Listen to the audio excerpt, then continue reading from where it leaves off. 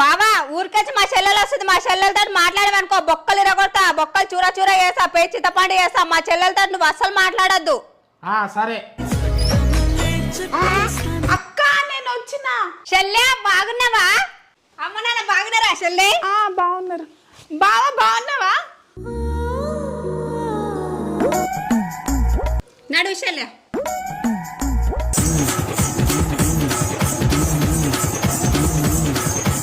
అక్క నేను పోయి వస్తా.